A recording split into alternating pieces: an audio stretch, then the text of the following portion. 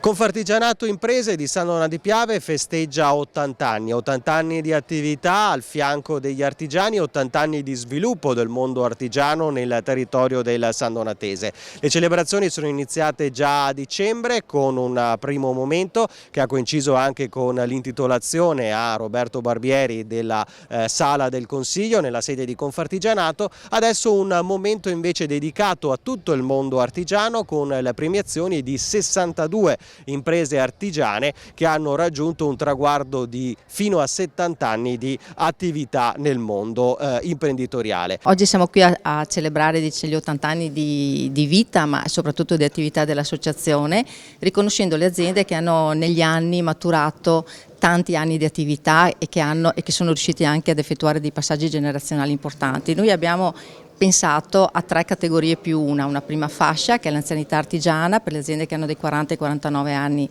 di attività, una seconda fascia che è l'antica bottega artigiana che invece va dai 50 ai 69 e l'ultima la storica bottega artigiana che invece comprende tutte quelle che superano i 70 anni. Poi abbiamo pensato, visto che speriamo che l'associazione vada avanti ancora per tanti anni, di premiare 2 giovani che sono proprio i più giovani anagraficamente che hanno aperto nel 2025 l'attività. Degli imprenditori, finito la guerra, si sono messi assieme e hanno formato l'Unione Provinciale della Confartigianato, dopodiché dopo 2, 3, 5 anni si sono divisi tutti i mandamenti. Voi avete anche ricostruito i primi 18 fondatori, questo gruppo di primi artigiani che si misero insieme.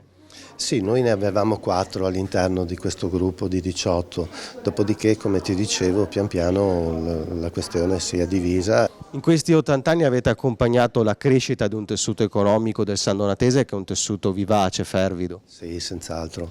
Cioè, gli artigiani sono stati il motore, diciamo, comunque con la sua semplicità e comunque con la sua voglia del fare ha migliorato sicuramente questo tessuto sia economico che anche sociale.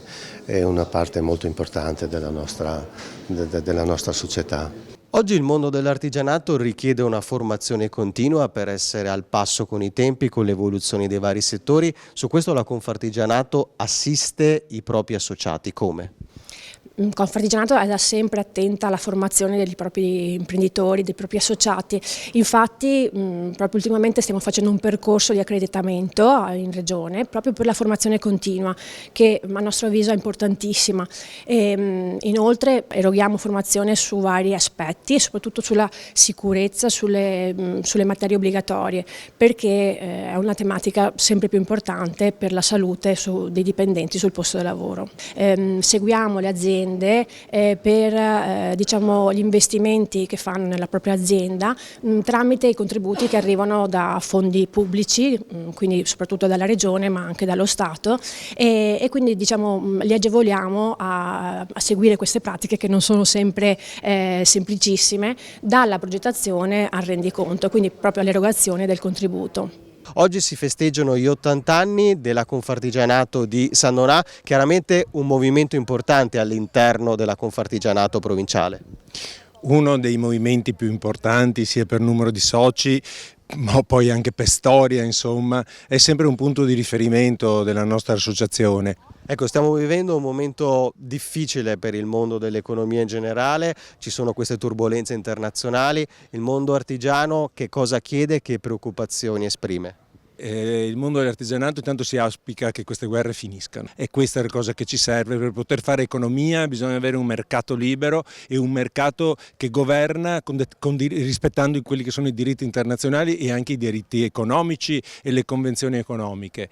Poi noi abbiamo bisogno sostanzialmente e principalmente di 2 cose: una demolizione di questa burocrazia che veramente ormai ci sta complicando la vita e ci impedisce di lavorare e di produrre, e poi una maggior facilità nell'inserimento, diciamo così, nell'ottenere credito, soprattutto microcredito, che è quello che a noi serve, soprattutto per poter finanziare le nostre aziende che devono continuamente crescere e innovare.